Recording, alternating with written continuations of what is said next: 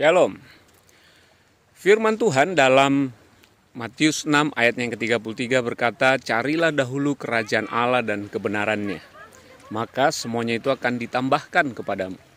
Saudara, setelah Tuhan Yesus menjelaskan bahwa Bapa di surga memelihara kita, karena itu jangan khawatir, malah harusnya ada perbedaan antara bangsa-bangsa yang tidak mengenal Allah dengan kita anak-anaknya. Mengapa? Karena bangsa-bangsa yang tidak mengenal Allah hanya fokus kepada makan, minum, pakaian. Dan Tuhan Yesus memberikan perumpamaan, perbandingan. Coba lihat burung di udara, rumput di padang. Tuhan pelihara begitu luar biasa dan dandani begitu luar biasa. Masakan kita anak Allah tidak dipelihara oleh Bapa di surga? Nah, karena itu ternyata bagian kita adalah mencari terlebih dahulu kerajaan Allah dan kebenarannya, maka semua itu akan ditambahkan kepada kita.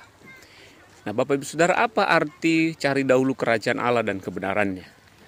Kalau kita lihat konteksnya, Yesus sedang berbicara kepada orang-orang Yahudi pada waktu itu yang belum percaya Yesus sebagai Tuhan dan Juru Selamat. Artinya, memang mereka belum ada dalam kerajaan Allah. Mereka belum menerima kebenaran dari Tuhan. Mereka belum menjadi orang benar. Itu sebabnya mereka harus mencarinya. Nah, kabar baik bagi kita Bapak Ibu Saudara, ketika kita menerima Yesus sebagai Tuhan dan Juru Selamat, kita telah dipindahkan dari dalam kerajaan kegelapan ke dalam kerajaan Allah. Kita menjadi warga kerajaan Allah dan kita disebut orang-orang benarnya Allah.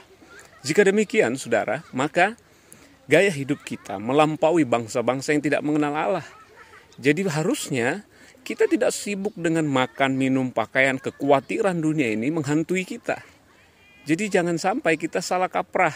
Kita cari kerajaan Allah dan kebenarannya hanya untuk juga mengejar, hanya untuk menerima apa yang bisa diraih, dikejar oleh bangsa-bangsa yang tidak mengenal Allah. Ya, kita butuh makanan, kita butuh pakaian, kita butuh kadang jabatan, kita butuh kekayaan.